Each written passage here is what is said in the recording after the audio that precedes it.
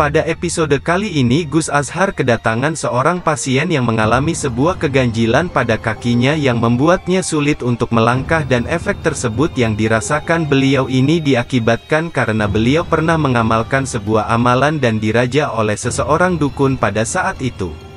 Bagaimana kelanjutannya? Mari kita saksikan tayangan berikut ini dan jangan di-skip biar tidak menjadikan gagal faham. Selamat menyaksikan. Waalaikumsalam warahmatullahi wabarakatuh. Saya tunjukkan ekstensi kamu yang gaib. Hadir, tunjukkan sesuatu.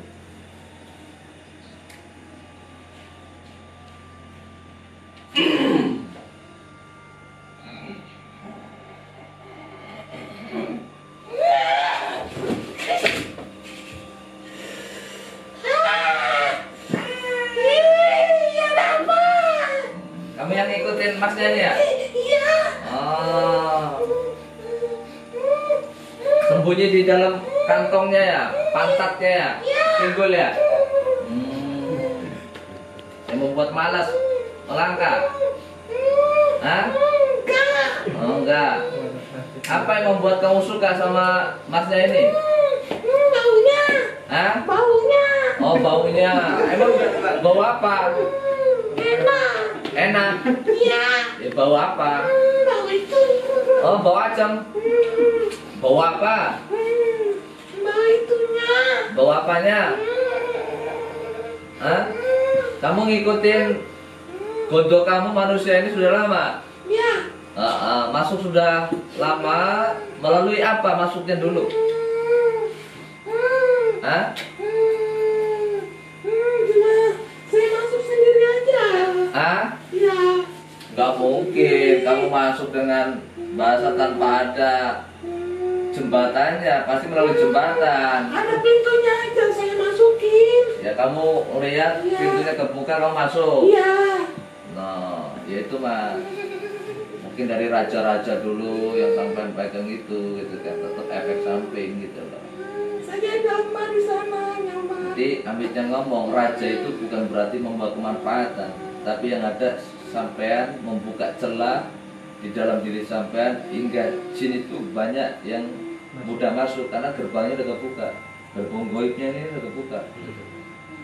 Nah sekarang intinya masnya silakan ngobrol dulu sama jinnya, nanti aku yang ngambil kesimpulan. Ya ngobrol apa aja, seperti sampean ngobrol dengan konco tongkrongan. Silakan ke wedok ini. Wedok. Wedok, Mbak.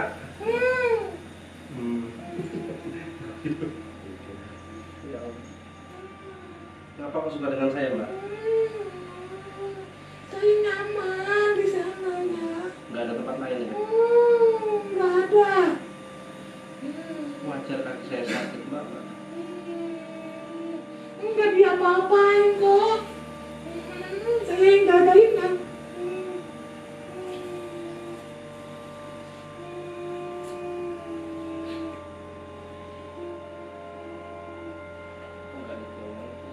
Hah?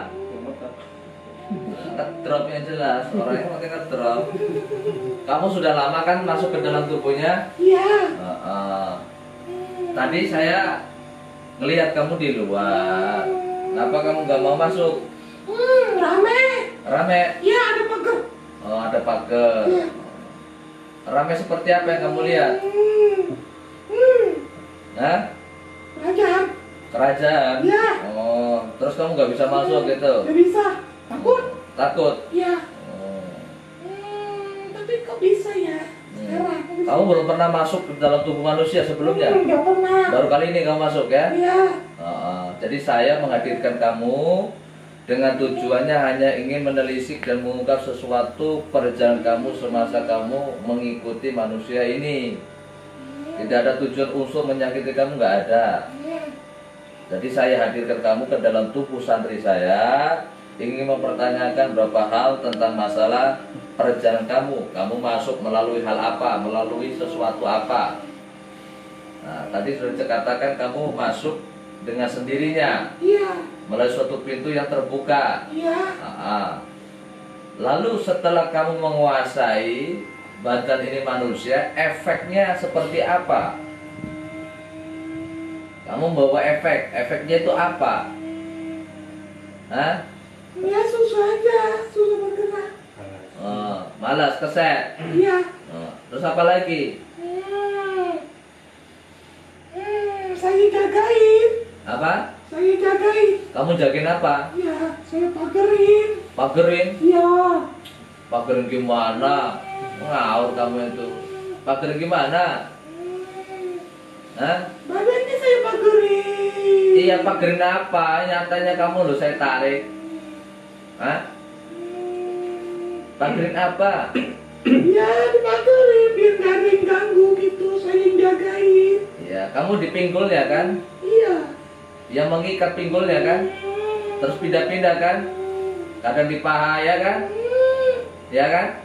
Kok kamu tahu ya? Tahu lah. Allah yang kasih tahu. Saya nggak tahu. Allah yang kasih tahu.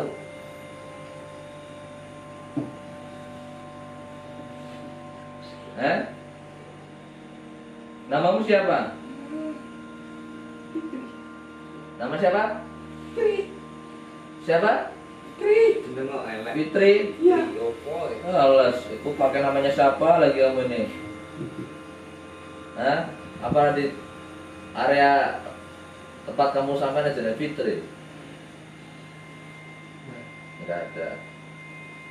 Petugas perempuan apa ada namanya Fitri, biasa dia pakai nama-nama orang gitu. Fitri teman sekolah ada. Teman sekolah. Fitriani. Oh, Fitriani namanya. Iya, kebanyakan jin menggunakan nama manusia.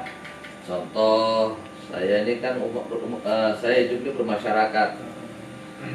Biasanya dia akan membawa nama masyarakat, nama orang yang dia sukai gitu loh. Dia pakai untuk nama dia. Dia jarang untuk membuka sejatinya nama aslinya. Iya. Nama dia bukan Fitri gitu. Memang pada dasarnya bohong lah gitu. Ya itulah jin itu suka manipulasi pikiran manusia. Jadi setiap apa yang kita lakukan dalam berinteraksi seperti ini kita nggak boleh percaya sepenuhnya. Maka di sini saya kan namanya menguak dan menjebak antara komunikasinya. Nah di situ kalau sudah terungkap perkara mana yang hak mana yang batil, kita simpulkan keseluruhannya begitu. Yang penting saya sudah mewakili atas kemauan masnya ya kan, dengan keluhannya tadi ngobrol-ngobrol sharing yang tadinya juga memang tujuan di awal kan sampai datang silaturahim. Kedua menyinggung masalah gaib ABC dan menceritakan masa pendidikan lah ya kan begitu. Dengan cerita mungkin bisa diungkap lebih jelas lagi pengalaman sampean seperti raja itu tadi gimana prosesnya? Raja itu pada saat mau datang, jadi saya diajak ke orang tua sama kakak itu ke raja. Itu di raja, terus di tubuh beliau saya ditunjukkan sama lele saya itu ada orang pintar, dikasih telur sama kepalanya itu dua tempat itu. Ya. Dan sama amalan, ya memang amalan itu pada saat aku daftar saya amalkan. Setelah aku pendidikan udah enggak lagi.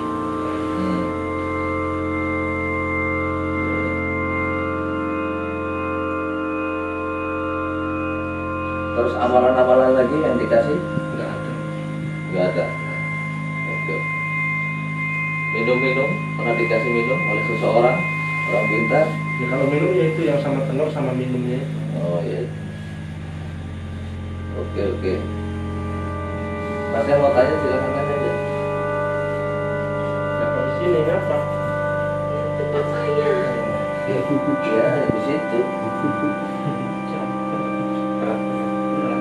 Apalagi sini loh yang terutama di kaki. Iya. Sejak kapan sampai ikut saya, Mas? Mbak? Udah lama. Ngapain kamu di situ? Itu pindah sana, pindah sana. Sono, sono, sono, sono. Nggak sempak. Boleh sempak kamu ya?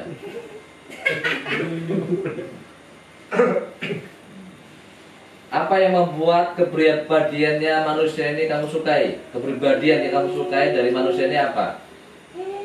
Badannya. Badannya? Ya. Oh, badannya apa? Enak. Enak? Enak kamu tumpangi karena gemuk ya? Ya. Oh, Luas. luas. Mangkoknya lebih luas. Ya. Kamu juga lebih leluasa ya? Ya. Heeh.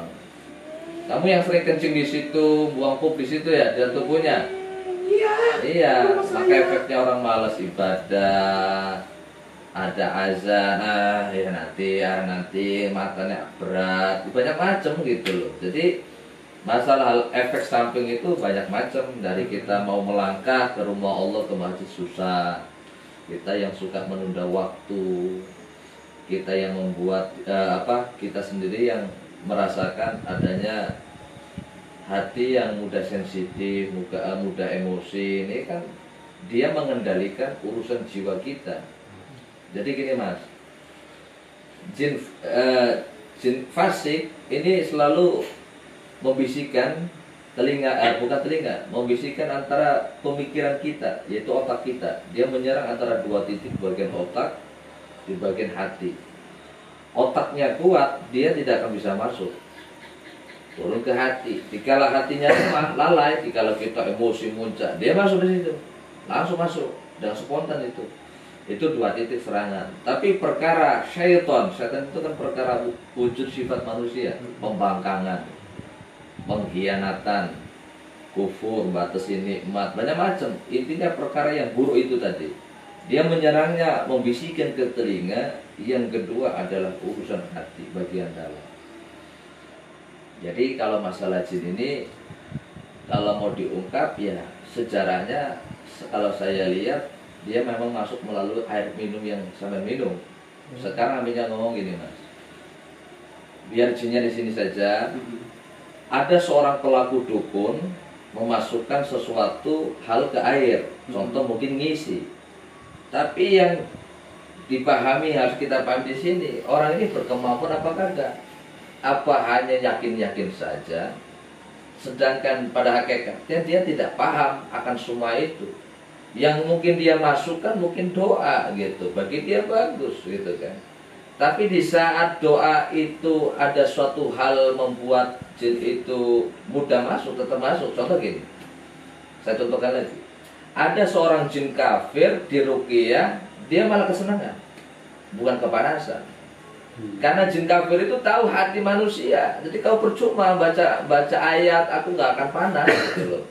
Tapi kalau hatinya sudah ini orang bukan orang sembarangan. Kalau hatinya udah begini, itu sangat-sangat terpengaruh. Hingga dia pun kalau dibacakan ayat Al-Quran bisa kepanasan gitu, hingga menghancurkan. Maksudnya jin ini tidak akan pernah mati. Dikatakan hancur itu energi kekuatan ilmu dia. Maka dalam Quran sendiri, jin itu diberikan kemampuan umur yang panjang sampai akhirat. Maksudnya sampai nanti kiamat, baru dihancurkan itu jin. Maksud saya menghancurkan itu bukan jinnya. Tidak ada manusia yang bisa menghancurkan jin. Karena Allah telah memberikan umur yang begitu panjang kepada itu jin. Hanya kita diberikan sedikit kemampuan oleh Allah untuk melemahkan, menghancurkan ilmu yang dia miliki. Lalu kalau ilmunya sudah hancur, dia harus melalui proses dari dimensi ke dimensi, babat ke babat, untuk mencari ilmu lagi dia. Bahasanya tapalah dan sebagainya begitu. Itu singkat cerita.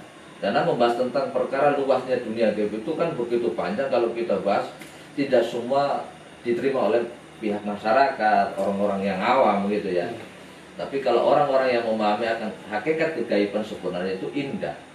Yang dikatakan jin itu menyeramkan, dunia gaib itu menyeramkan, karena hatinya saja udah buruk, pikirannya udah buruk gitu. Dia nggak usah berprasangka buruk kepada dunia gaibnya ya. Persangka sama Allah aja sudah selalu buruk begitu.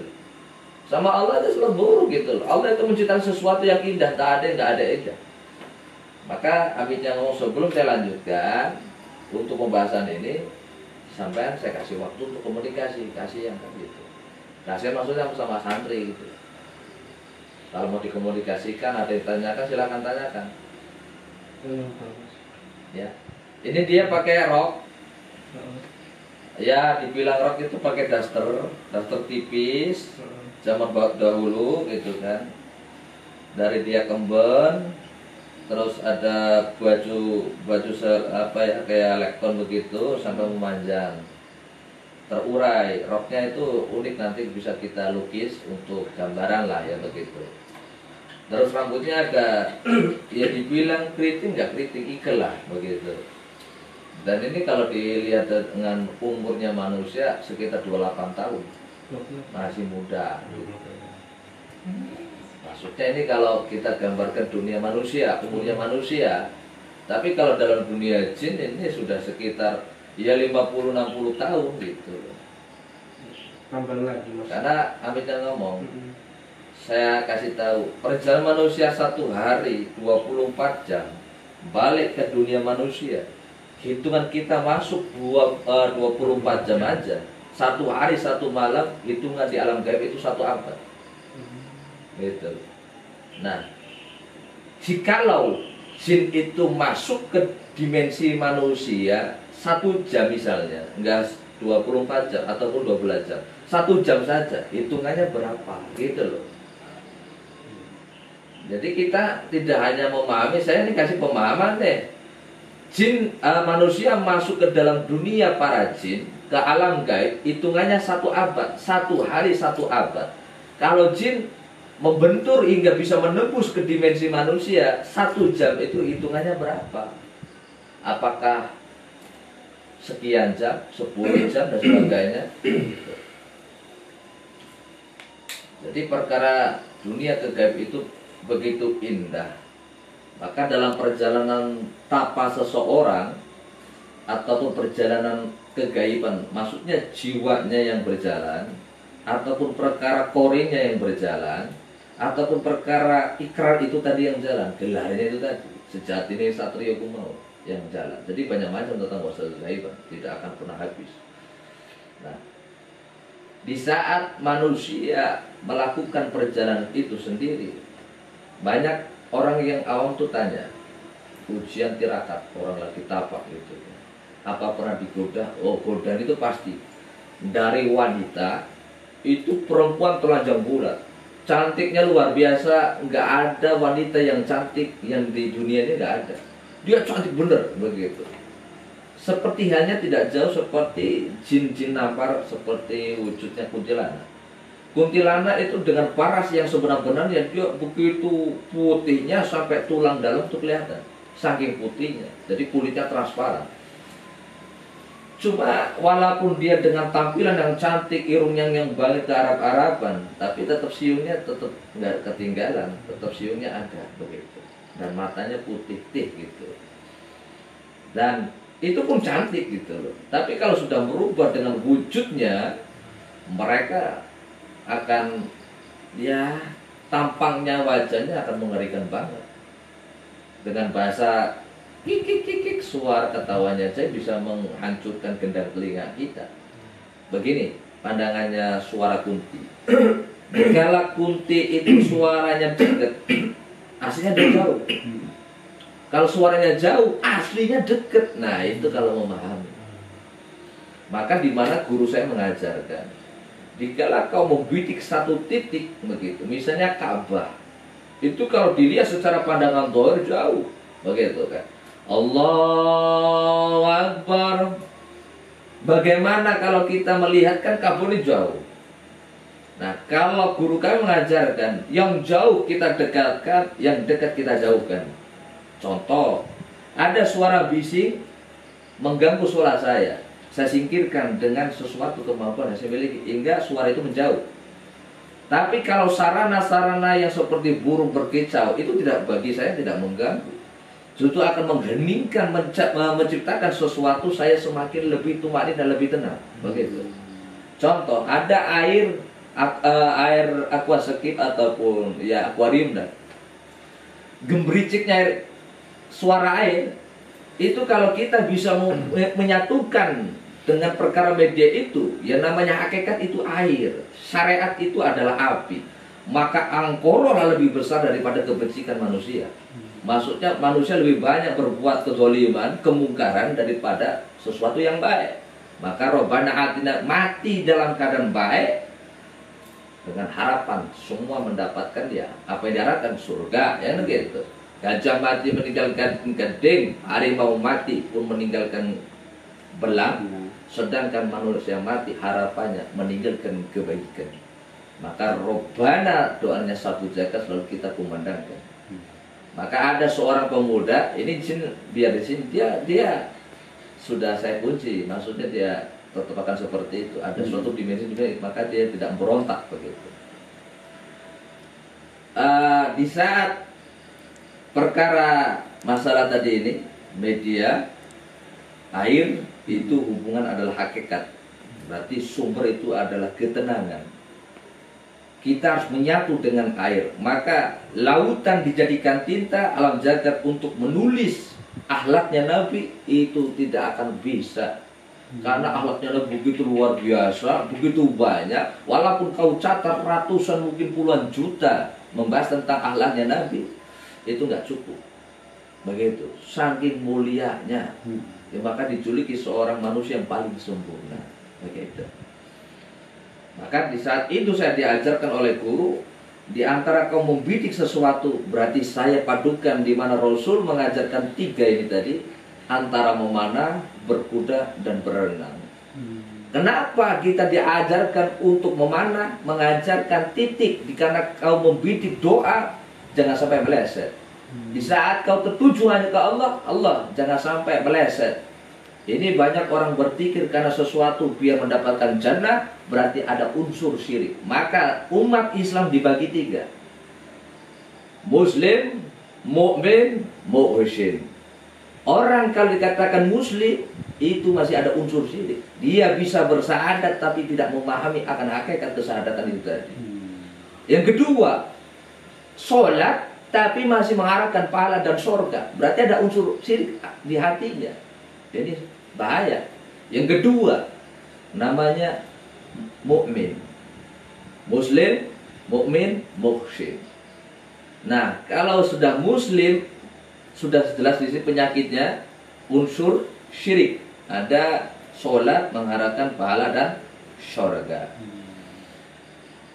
Jadi kalau dibahas antara kita mengkaji tentang masalah hakikatan itu tadi, orang kalau sudah muhsin pasti mukmin, kalau sudah mukmin mesti muslim, begitu. Ini kalau dipangkas secara singkat saja, gitu. Jadi bagaimana kita ini sholat, saya keluarkan, kasihan, nah gitu. Kenapa masalahnya? Akhirnya nggak mengungkap di sini kan. Karena hal inilah yang menjadikan sesuatu tuntunan penonton, pelajaran yang bisa dipetik oleh penonton.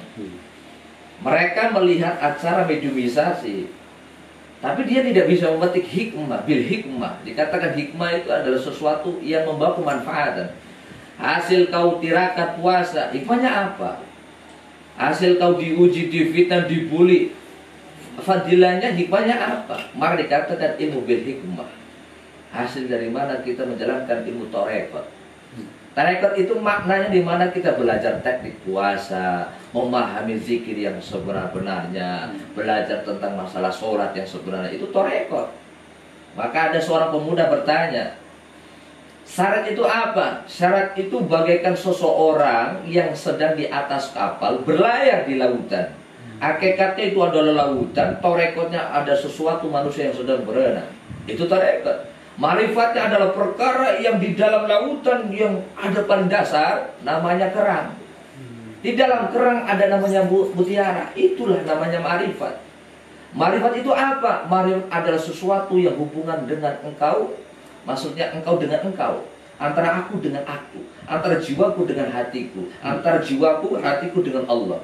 Maksudnya dikala marifat adalah urusan rahasia, kita menyembunyikan amal yang soleh, kita menyembunyikan tentang masalah amal-amal kebaikan. Maka guru kami mengajarkan, jika kau ingin menanamkan suatu kebaikan, cukup engkau yang menjalankan, kau lakukan, tak perlu orang lain itu tahu. Maksudnya gimana, Romo? Maksudnya gimana? Abayai dan sebagainya begitu. Dengan sebutan kalimat-kalimat yang memuliakan, menyebut nama guru yang mulia begitu kan. Terus kadang memanggil dengan syekh begitu kan. Maksudnya gimana? Contoh, kau catat kalau misal kau berbuat baik, orang lain tahu, berarti akan timbul unsur itu tadi, riya dan sebagainya. Nah, sebelum perkara ini saya lanjutkan, saya singkirkan dulu. Nah, sebelah kanan, ya kan? Marifat adalah rahasia. Amal soleh, kebaikan tak perlu orang lain tahu. Tapi kalau kau ingin mencatat kebaikanmu, ada dua. Yang pertama, kau catat di debu. Jika ada angin yang berhembus, membentur itu catatan, hilang tanpa jejak. Yang kedua adalah dicatat di dalam hatimu. Maka manusia tidak akan pernah tahu hatinya manusia seperti apa. Begitu. Itu perkara masalah apapun. Maka di skala saya mengatakan, saya sudah menarik menciptakan sesuatu yaitu media Ka'bah, ya kan gitu. Ka'bah itu jauh dalam pandangan zahir kita. Bagaimana kita mendekatkan antara Ka'bah, antara hatimu dengan ba itu tadi? Maka antara ba baik maupun buruk.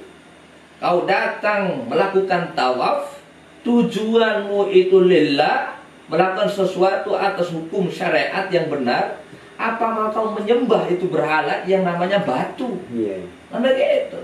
Bukan kita menyembah si Hajar Aswad, bukan kita menyembah Ka'bah. Ka'bah itu adalah media. Maka dikala orang tawaf ataupun melakukan sholat, dia antara ke kanan, ke kiri, tengah dan sebagainya. Kalau dibahasakan Jawa, berarti orang sholat mengarah ngetan, ngulon, ngidul, ngelor.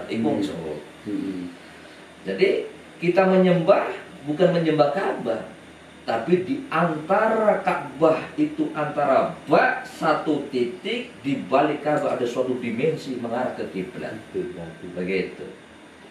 Maka kita memahami tentang masalah tajwid ini pun tidak hanya alif, lam, mim dan sebagainya. Tapi kita pahami dulu tentang masalah alif lam mim tadi. Antara alif lam mim berarti antara latifah nas, latifatul qalbu, ataupun latifah akfa, masalah urusan syahwat. Maka ada Allahu Akbar. Ini kok Allahu Akbar, baca surat Fatihah, burungnya berdiri. Ini gimana ini? Sudah terjadi ini. Hah? Ini gimana? Nek bosan jone ngaceng itu mana gue itu? Allahu Akbar, Bismillahirrahmanirrahim. Misalnya singkatnya Waladolin, ngaceng. Ini gimana gitu loh? Berarti alif itu tadi 3 titik. Menyatukan antara pikiran, perasaan, dan mengendalikan yang namanya syahwat itu tadi. Maka setelah semua jadi, dia akan menemukan yang namanya titik ketenangan, kepuasan. Saya sholat sudah, zikir sudah, puas semua saya jalankan, tapi saya tak pernah mendapatkan ketenangan. Karena yang jadi masalah adalah urusan hatimu di situ tadi. Ada penyakit di dalam hati. Terus akan dipertanyakan masalah hatimu, doamu ada yang salah. Sholat kan titik kesempurnaannya adalah dari wudhu. Wudhu kalau udah gak benar, sholatnya pasti gak benar. Begitu. Inilah saya ingin meluruskan perkara dunia spiritual, meluruskan tentang perkara ilmu hikmah, ilmu kejadokan dan sebagainya. Jangan memahami sesuatu yang kita hanya melihat di media.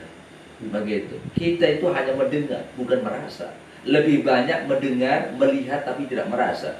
Padahal mata tidak hanya digunakan untuk melihat, tapi dikala dibenturkan oleh suatu kerikil ataupun pasir, rasanya pedih, perih. Begitu. Berarti tidak hanya melihat, mata itu bisa merasakan akan kebencian, dengan kesedihan, kegembiraan. Berarti merasakan kegembiraan juga. Maka dikala mungkin bayinya datang melihat seseorang berbuat baik, kita terharu, menangis begitu kan. Berarti ada kontak masalah antara ya Rahman, ya Rahim. Bawa bahasa basmalah, tapi akhlak sifatnya tak seperti basmalah. Menyebut dengan kalimat Allah, asyhadu alla ilaha illallah, saya mengatakan saksi kepada Allah. Apakah kamu tahu? sesungguhnya Allah bersaksi pada saat itu, kamu tahu Allah bersaksi? Nabi saat itu bersaksi kepada Allah, apa kamu tahu? Nggak tahu. Tapi kenapa kau mengatakan dengan mudah membaca syahadat, tapi kamu sejatinya nggak memahami hakikat kesyahadatan itu tadi. Makanya ilmu Kanjeng Sunan Kalijogo pada saat perjalanan saya musafir ke Cirebon itu mendapatkan suatu isyarat akiono syahadat, membaca kalimat syahadat gitu ya. Setelah kamu memahami akan kesyahadatan itu, kamu akan tahu yang sebenarnya. Begitu. Maka dalam bahasa kitab yang saya punya dari Sunan Kalijaga itu kitab fotokopi, yang asli, yang masih kulit ataupun yang bawaan dari dulu kan dari guru, masih ada di dalam guru. Saya dapat fotokopi. Tapi dari kertas lembaran-lembaran itu banyak yang hancur. Nah, tapi untuk amalan masalah memahami hakikat, syahadat, tarekat, syariat, marifat ini beraneka ragam. Contoh syahadat syariat asyhadu anna lillahi ala ningsun. Kalimat syahadat sabisan kang kisah perune karena Allah. Itu dalam syariat syahadat pada saat itu dibawa oleh Kanjeng Sunan Kalijogo tadi lo ketemu. Nah, jadi perkara contoh, saya duduk seperti ini.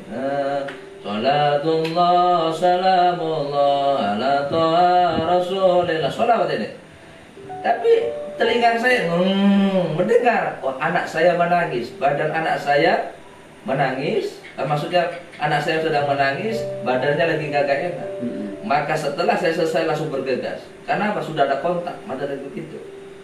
Maka dikala suara seorang anak kita, dikala dia tertawa, sedih, apapun kita peka.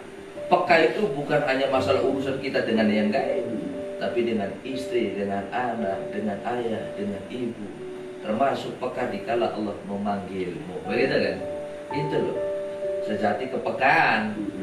Ya wong peka kok merinding, pekanya peka itu mah gitu. Lah iya, peka kayak gitu aja bangga loh. Tapi dikala Allah memanggil kamu tidak pernah peka. Lah iya. Kalau Allah tarik selimut, nah, ya kan masalah subuhan, ya kan ngetot aja dah. Asalnya kan gitu. Nah, inilah yang menjadikan sesuatu hal yang harus menjadikan pembelajaran bagi kita yang belajar.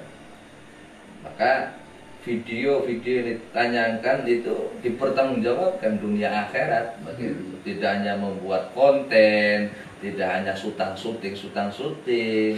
tentunya harus mengedukasi, tentunya harus membuat seseorang yang berpikiran yang fanatik kita arahkan agar pemikirannya tidak fanatik. Contoh orang fanatik, itu seorang Gus kong bakar dupa, seorang Gus, seorang kiai kong bakar menyan, kamu ini mainnya kurang jauh.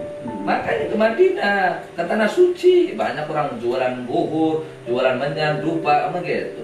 Itu bakar dupa mesti ngundang ini fanatik. Sekarang saya tanyakan, kau mandi pakai sabun tujuannya buat apa? Bingung. Emang itu tuntunan Nabi? Nabi yang ngajarkan? Enggak. Nabi dulu nggak pakai look, give, ya kan? Leg boy, enggak, ya kan? Kamu mandi ngapa pakai sampo, ya kan? Siapa yang ngajarkan? Mana hadisnya? Kan gitu. Pusing. Dikit jangan bid'ah, jangan ngomong syirik, sesat. Waduh, repot. Nah, orang-orang yang fanatik seperti ini kita luruskan. Begitu. Maka kenapa kau mandi harus pakai sabun? Kau mandi harus pakai sampo? Ya biar wangi. Sesuatu yang wangi adalah sesuatu yang dicintai oleh Allah, cintai malaikat, cintai Rasul. Maka Rasul itu kemana-mana tidak pernah dapat sisir, kaca, cermin, siwak, terus celak. Itu dari 4 sajadah yang dibawa kemana-mana. Beliau tidak pernah putus. Kemana-mana selalu dibawa. Orang menjalankan sunnah tapi tidak memahami akan kemustajaban hingga kefadilahannya gitu. Perkara rahasia-rahasia dikala kita menjalankan sunnah. Mana gitu. Contoh siwak. Ini kan orang hanya mengikuti sunnah Nabi, sunnah Nabi. Tapi untuk rahasianya orang pakai siwak tidak paham. Tapi disinilah kita memberikan pemahaman. Sekarang yang pakai odol, Pepsodent dan sebagainya, gunakanlah siwak. begitu kan. Kembali dengan ajaran Rasul. Siwak itu saya ambil 3 saja kefadilahannya. Yang pertama, mengajarkan otak kita semakin cerdas. Jadi otak kita makin cerdas, lidah kita semakin fasih membaca Al-Quran. Yang ketiga, memudahkan perjalanan syakaratul maut. Jadi ada 3 orang menggunakan siwak, kemanfaatannya. Jadi orang kalau pakai siwak, dikala mau sholat, baca Quran, mau bertasbih, berzikir, ya kan, ataupun mau hafalan, itu biar cepet gitu. Itu siwak. Sedangkan masalah urusan Pepsodent ya hanya mungkin memberantas kuman dan sebagainya begitu. Tapi di saat lah otakku ngebayar, lah bojoku tekeloni. Iya, gimana? Mati aja kurang ikhlas. Dia tak pasrah, tak lillah kan Allah, itu kan? Gitu. Terus mau sekretum maut ya mengatakan, ya Allah, aku wudu, maknanya nggak mungkin. Mati yo. Maka ini, jadi tujuannya adalah meluruskan, ya kan? Apa yang tidak diketahui oleh seseorang yang sebenarnya kita luruskan, kita kasih pemahaman. Nah, saya tidak merasa benar begini kan. Kembali kepada individu masing-masing. Cara berasumsi manusia itu harus ada perbedaan, cara berpikir begini begitu. Kembali kepada tuntunannya, kepada guru yang mengajarkan. Jadi saya tidak merasa benar, kalaupun toh itu bisa diterima syukurlah. Kalaupun mungkin tidak diterima, ya buang saja. Itu kalau mau dibahas secara singkat. Tapi kalau orang ngasih pahit senang, aku tak terima semua. Mau dikasih kotoran pun tak terima, kasih yang enak pun saya terima. Ini orang yang paham dengan sunnah, gitu loh. Ojo gur sunnah kawan kawin. Sunnah yang mana gitu kan? Sunnah itu bukan seperti itu kawan kawin itu kan, menjalankan, menunaikan, mensempurnakan keislamannya, bukan bro. Nane sekio dhewe iki bojo tak bermasalah kelontok cuy gitu kan. Tanggung jawab, nah begitu ya. Nah, maksudnya gini, orang memahami tentang masalah nikah, mau menikah karena ingin menyempurnakan Islamnya, menyempurnakan agamanya, begitu loh. Tapi kau harus paham di dalam sebuah realita kehidupan rumah tangga. Dikala senang, dikala susah, ya tetap jalani dengan nikmat. Maksudnya gini lagi, dikala orang dikasih fulus, senang. Dikasih suatu hal yang baik, dipuji, senang. Tapi dikala dicela, dia kagak senang. Dikala dibully, kagak senang. Padahal itulah sunnah gitu loh, sunnahnya Nabi. Maka kita bercerminlah, oh kita ini belum benar jadi umat. Begitu. Kembali dengan sejarah, Nabi dilempari tai unta, apa dihancuk jarang nih babi, kenapa? Apa Nabi ngomong enggak, ya kan? Tak kotok, tak swantet, benar? Mungkin Nabi kan malah didoakan. Maksudnya begitu. Dikala orang mencela, dikala orang menghina, dikala orang membuli, doakan yang baik. Sampai mereka terbuka hatinya dan suatu saat dia akan butuh kita. Itu yang diajarkan oleh Nabi. Bukan dikala orang mencela, menghina, kita marah. Itu bukan umat Nabi. Begitu. Tapi untuk menjadi orang seperti ini tidak gampang. Maka ada bahasa orang Jawa mengatakan abot sanggane, gitu. Abot gitu. Gak semua orang bisa menjalankan itu. Maka antara tadi saya mengatakan sama masnya, antara ikhlas dan sabar. Mudah diucap tapi jalankan setengah mati. Jalankan setengah mati. Contoh, Mas Dian ini punya temannya utang 1 juta, bukan 1 juta, 150 juta. Ya, dengan bahasa aku wong legowo ngono kan. Mas Dian sing sabar siji ngono. Ikhlasne loro, kan? Ben diganti karo Gusti Allah sing luwih kathah, maksudnya diganti lebih banyak. Nah, ini perdebatan dulu, juga dumel, wah sih bonok ikhlasnya sabar. Nah, ini loh, abot gitu loh. Nah iya, Kayak gitu mau jadi orang tua, jadi wali daya, wali murid gitu kan. Bahwa kita ya bercermin gitu loh. Kayak gitu mau diberikan karomah. Aduh. Ini namanya kurma lah, iya, ini karomah ini loh. Karomah itu adalah kemuliaan, bro. Aduh. Maka Gus kalau pengen belajar ikhlas lah. Ikhlas ku siji gambarannya nggak ada, maksudnya nggak jauh dengan kita. Belajar ikhlas itu koyo melek buang hajat. Bar mentret kamu dipikir, aduh sateku metu, aduh pedusi metu, orang mungkin. Lah ya iya. Jadi orang ikhlas itu bagaikan orang buang hajat, buang kan begitu.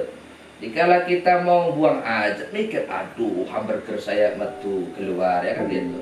Aduh singkongnya keluar, nggak mungkin. Namanya buang hajat, lepas, ikhlas, nggak mungkin juga mungkin.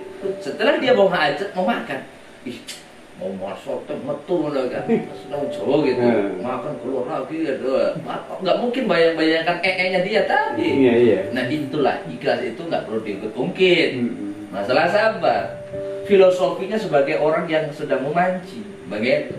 Maka ada seorang pemuda menegur seorang tua yang sedang memancing. Pak, ngapain kerjanya mancing? Orang mancing itu nggak akan pernah maju, kan? Ini bapak yang ditegur marah-marah, kan? Si goblok sopo? Ya bapak ikut mancing. Ya memang benar. Kalau orang mancing maju kecemplung gitu loh. Ikannya kabur. Iya lah, kabur. Mas dia mancing ngono kan. Aku negur. Ya ini aku yang mancing orang bakal maju ngono kan. Emosi dia aja gitu kan. Sekarang kamu tenangkan dulu hatimu, jangan emosi dulu ya kan. Coba kamu mancing ya kan, tak gitu kan, lempar tuh pancing. Kalau kamu maju nyemplung, ikannya kabur, lah kan gitu. Nah, kesabaran itu terletak di mana kita memancing. Jika 10,5 jam kita tidak dapat, pindah sampai hari itu kamu mendapatkan ikan. Itulah hasil dari sebuah kesabaran. Gitu. Membahas masalah tadi. Sesuatu yang membuat kita kagak enak, kita singkirkan. Jika sesuatu yang menjadikan bahan untuk media sarana kita untuk ibadah semakin tenang, dekatkan. Bagaimana kita mau dekat sama Allah, sedangkan hati kita aja selalu jauh sama Allah, begitu. Maka saya mengatakan kepada masnya mau begini, mau minta amalan gini. Kau punya amalan, kalau tak sholat percuma. Nah gitu. Kau puasa nggak sholat ya percuma. Bagaikan seseorang yang hanya pagi sampai sore menahan lapar, sudah lapar, haus, nggak dapat pahala karena nggak sholat. Nah gitu. Berarti sholatlah segala-galanya. Mau rezekimu, mau jodohmu, mau anak yang soleh, mau soleha, maupun mendapatkan keturunan yang benar begini, begitu, perbaiki sholat. Jabatanmu, pangkatmu naik, perbaiki sholat. Perbaiki sholat yang diperbaiki, maka urusan jabatan, urusan pangkat, urusan fulus, rezeki, nambah istri, Allah akan kasih. Yang penting sholat. Nah, netral bro. Laki kok. Rambut gondrong, bojone si cantik. Ini namanya ngobrol santai, gitu ya. Inilah dikatakan perkumpulan obrolan yang membawa fadilah, bukan obrolan duduk ngobrol kayak gini yang nggak datang manfaat. Ngapain ngobrol-ngobrol ngalor ngidul kagak jelas. Lebih baik tidur selesai. Tapi dengan adanya suatu perkumpulan duduk ngopi seperti ini, ada suatu fatwa ilmu yang bisa kita dapat. Intinya nggak ada yang pintar, kudu belajar di sini, begitu. Jadi ya, jikalau ada tutur kata dari saya di awal sampai akhir, ada yang salah mohon dibenarkan. Jikalau memang itu ada yang benar, insya Allah datangnya kepada yang punya, gitu ya. Itu Allah Subhanahu Wa Taala, Allah yang maha benar. Jadi untuk masnya sudah paham nih perkara masalah sedikit membahas kegaiban dan sedikit membahas antara perkara-perkara yang lain-lain. Gitu. Jadi itu saja yang bisa aku terapkan. Kalau mungkin sampai mau tarik lagi ya ada lagi. Gitu. itu yang ganas, ada yang ganas gitu. Tadi sosoknya jin ini ya kenapa tidak berontak ya gitu ke dalam tubuh orang manusia? Ya karena manusia ini udah punya wadah. Wadah ini dibuat dari mana? Dari dia belajar gitu kan. Kok orang kesurupan nggak berontak? Lagi beda dong, memahami dulu dengan dua pandangan. Orang yang kerasukan secara alam sama orang kesurupan dibuat itu kan beda. Kalau secara alam kan contoh jin mau masuk pun nunggu orang itu lalai, ngelamun, emosi yang tidak terkontrol, baru jin itu mau masuk.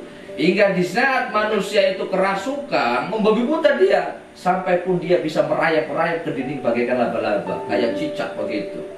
Hingga orang-orang sekitarnya pun bisa diserang. Itu seperti orang kesurupan secara alam, gitu kan. Maka kayak saya pun pernah mengalami, ada seorang manusia pasien kesurupan. Setiap dia kesurupan, makan beling, pegang apapun, hingga itu diarahkan kepada orang-orang yang sekitarnya, keluarganya diancam, bawa golok sebagainya. Dan itu tidak jauh dari pasien yang pada tahun yang lalu 2007 kalau nggak salah, itu di daerah Etanol, ibu-ibu itu kalau marah dia bawa pisau. Ya takut, Pak. Nah, hal kayak gini kita kan harus benar hati-hati. Kalau dia sudah mulai muncak, pisau itu diterjangkan, diarahkan kepada orang sekitar, bahaya. Maka ilmulah yang kita harus gunakan. Teknik adalah tenang, sikap, habiskan, hancurkan begitu. Jadi kayak masalah urusan kesurupan, urusan secara alam seperti orang lalai, orang lagi emosi tidak terkontrol, akhirnya dengan otomatis buak tembok bisa hancur, ya kan? Tapi kalau kita tanpa tidak sadar, tidak dirasuki oleh jin, ya kita nggak akan seperti itu.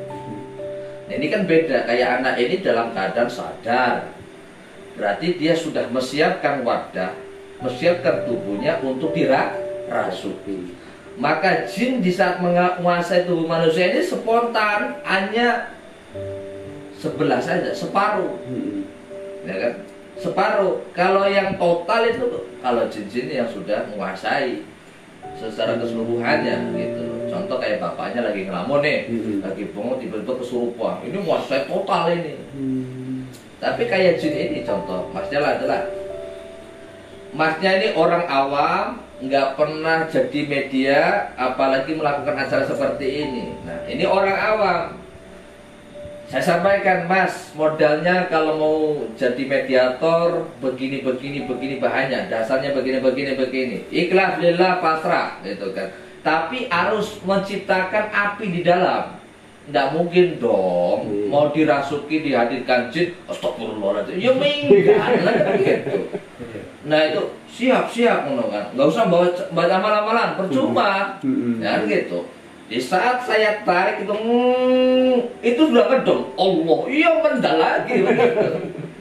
Nah efeknya apa? Sakit di kepala, sesak di dada gitu loh. Itu kalau mau jadi mediator setengah-setengah.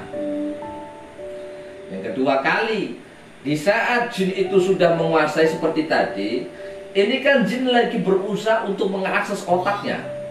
Kalau otaknya sudah akses, maka batinnya atau hatinya akan berbicara dengan sendirinya. Tapi si jiwa itu masih merekam, mendengar apa yang diucapkan oleh jin itu tadi. Itu kalau dipahami secara rinci saja. Karena pembahasan ini juga begitu luas gitu. Ilmu itu nggak ada habisnya. Hal yang seperti ini aja belum tentu orang paham, walaupun udah kasih pemahaman.